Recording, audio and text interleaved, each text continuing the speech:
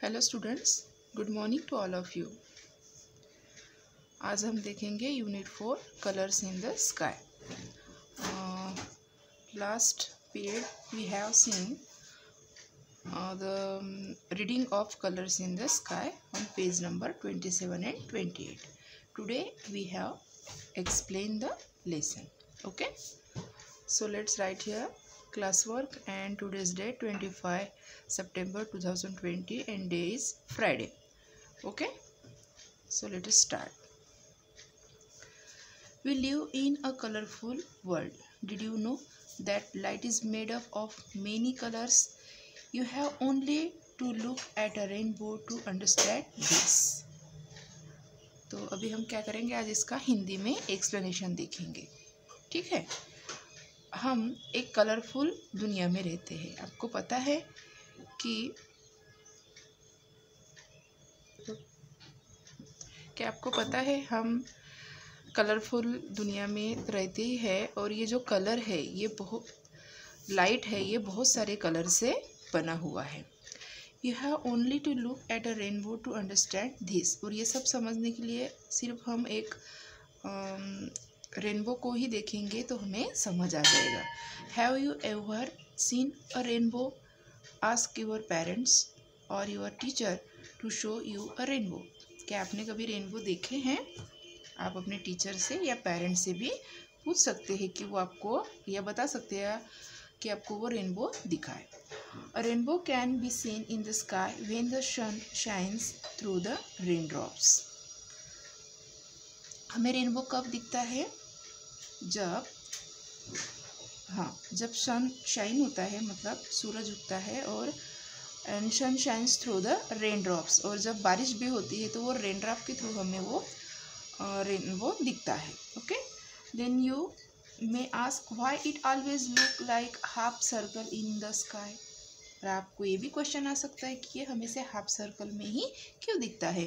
This is because when the sunlight shines through a drop of water the light bends and all the colours make a semicircle in the sky. Okay, तो जब sunlight आती है through the drop of water the light bends, तो light ऐसे bend हो जाता है, and all the colour make a semicircle. और उसी वजह से सारे कलर ऐसे सेमी सर्कल साइज में हमें दिखते हैं।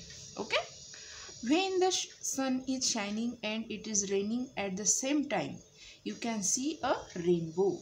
It's a huge arch of colours in the sky. हम रेनबो कब देख सकते हैं? जब सनशाइन होता है और उसी समय पे रेनिंग होती है, मतलब बारिश भी होती है।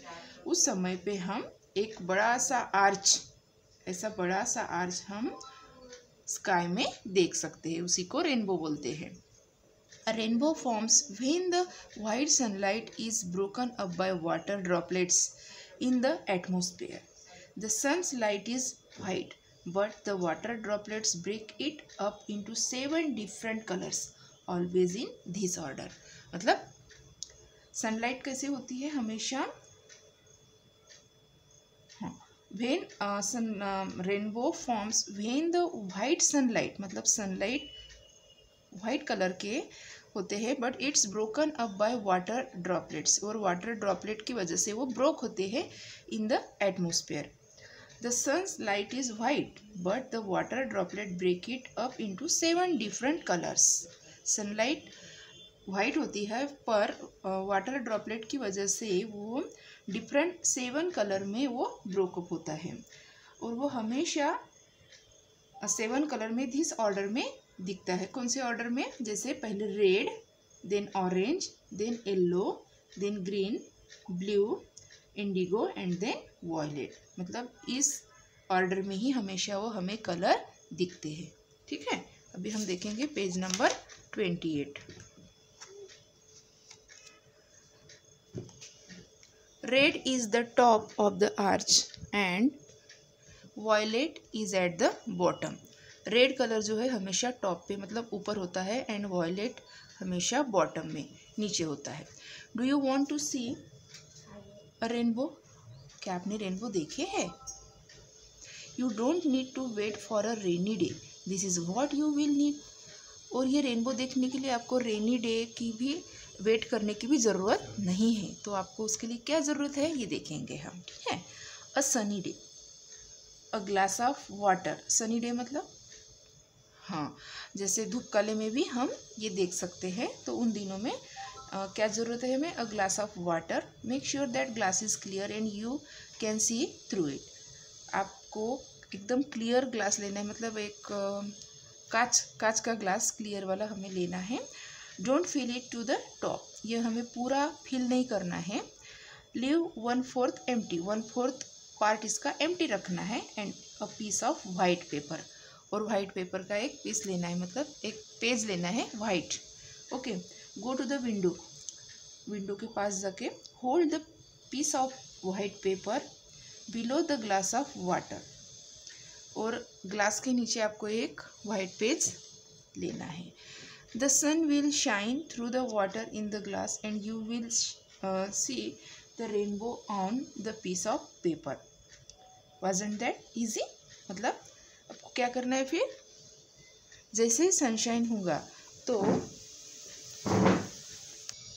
हाँ, तो मैं फिर से रीड करती हुई line, the sun will shine through the water in the glass and you will see the rainbow on the piece of paper. मतलब क्या करेंगे भी?